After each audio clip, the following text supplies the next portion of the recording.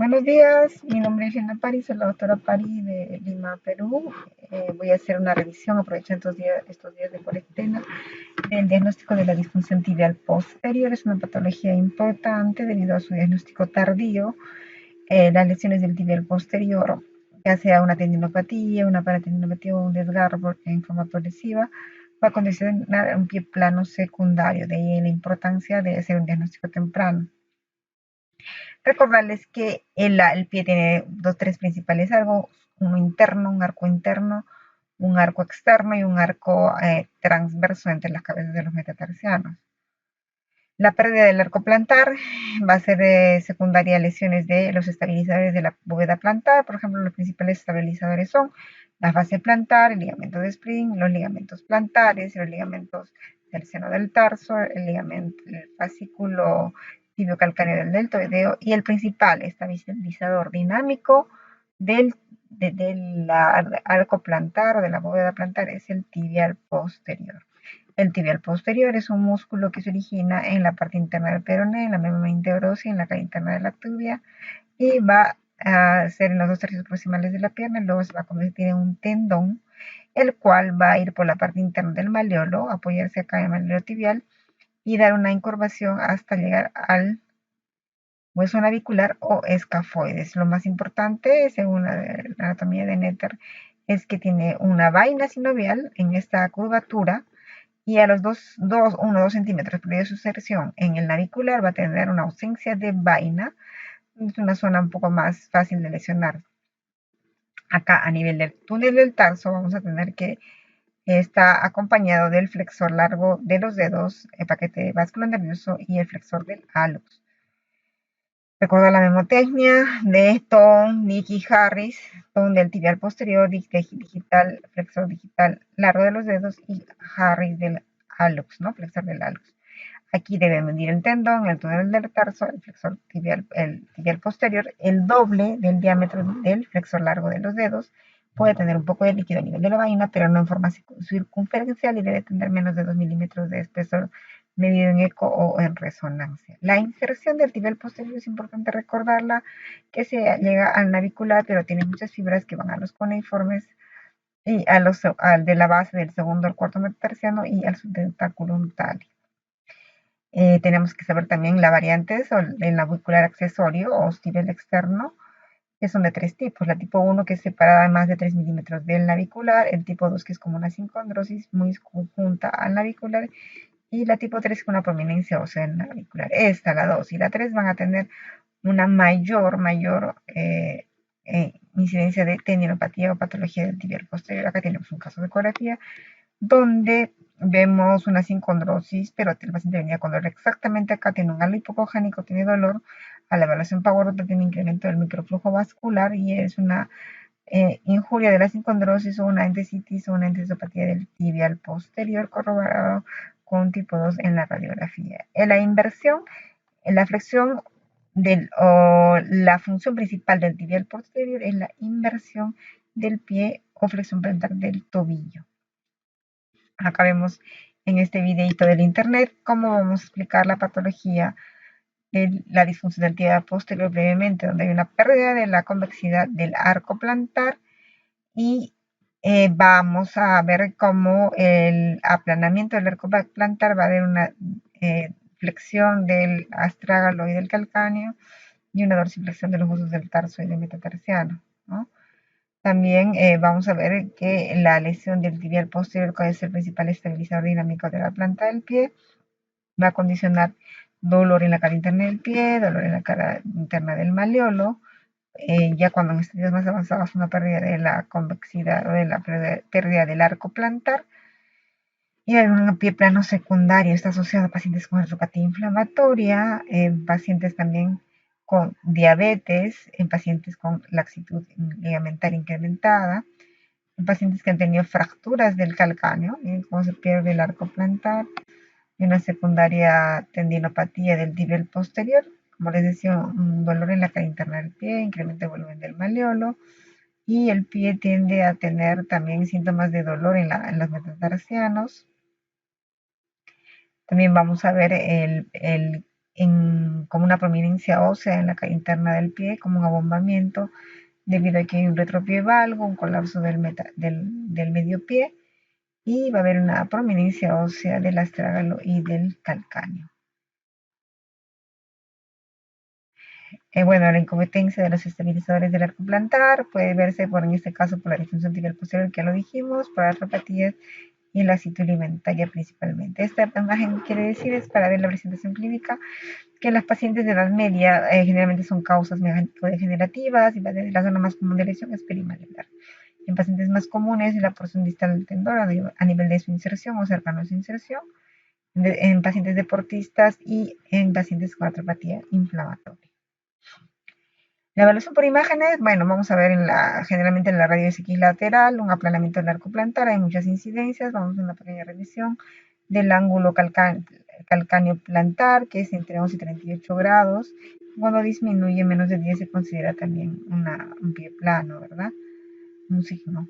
En el ángulo talo-metatarsal lateral, también tenemos que debe ser 0, debe haber un eje del astrágalo con el primer metatarsiano, y acá es un eje negativo menor, y es un signo de pie plano. El ángulo lateral talo-calcáneo entre el eje del astrágalo completo y el calcáneo, el valor normal es de 20 a 50 grados. La declinación talar también es el eje del astrágalo con la planta del pie y debe tener también un valor alrededor de menor de 21 grados. La desviación y el valgo del retropié también y abducción del antepié nos van a dar una retropié valgo, y vamos a verlo tanto en radiografías como en resonancia. El ángulo del retropié es hasta 6 grados cuando es mayor por desplazamiento del calcáneo. Vamos a encontrar un retropié valgo que es indicativo de disfunción del tibial posterior o otros elementos comprometidos, como en esta resonancia, donde el calcáneo ya se ve inclinado y hay una alteración del eje del retropié. En ultrasonido vamos a ver al tendón tibial posterior a nivel del seno del tarso, túnel del tarso.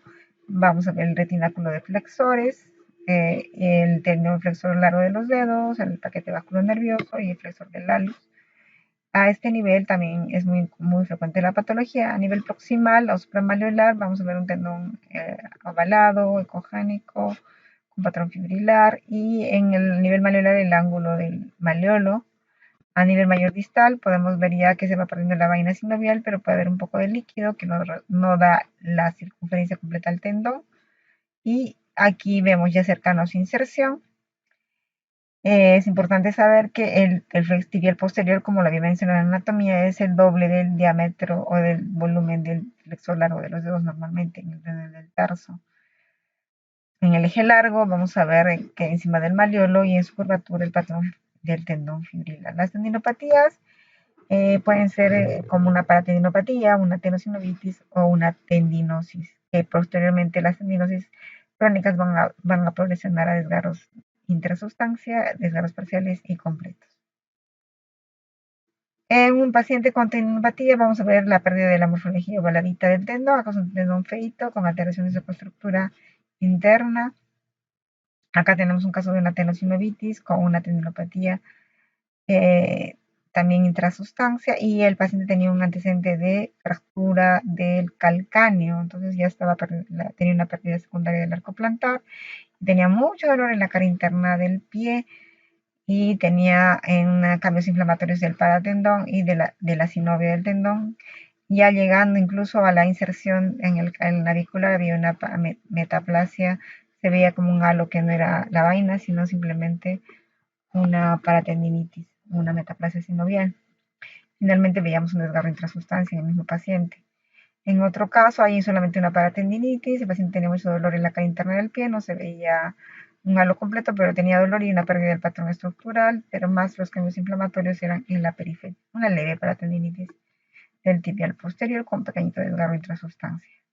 Una tenosinovitis secundaria, este es un casito que compartí con mis alumnos de ecografía, y bueno, les mostré, ¿no?, que había cambios postquirúrgicos en la tibia, y esto estaba dando irregularidad a nivel del tendón, como un desgarro intrasustancia, engrosamiento, y uno de mis alumnos me comentó que no, yo le di mi impresión que parecía un clavo, porque tenía un antecedente de clavo, pero en realidad la cortical ósea de la tibia está muy irregular y está condicionando una tendinopatía del tendón tibial posterior. Acá vemos la placa, justo acá el clavito, pero la tibia tiene mucha irregularidad ósea en el eje largo y en el eje corto y está condicionando un desgarro entre la sustancia de una tendinopatía del tibial posterior.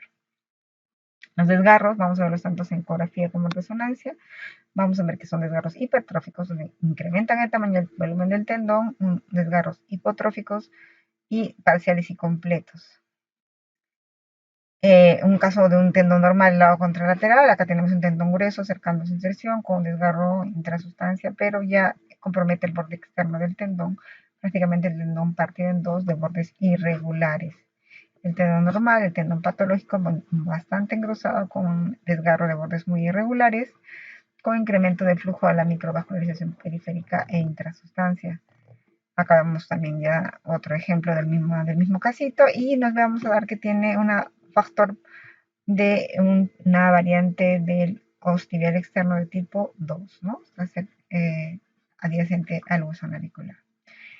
Otro caso donde tiene un tibial posterior heterogéneo, con parece un desgarro entre sustancias, ya estaba cicatrizándose, no es tan negrito, es medio hipocogénico. La ecografía era de control, porque veíamos que tiene un antecedente de desgarro intrasustancial del tendón.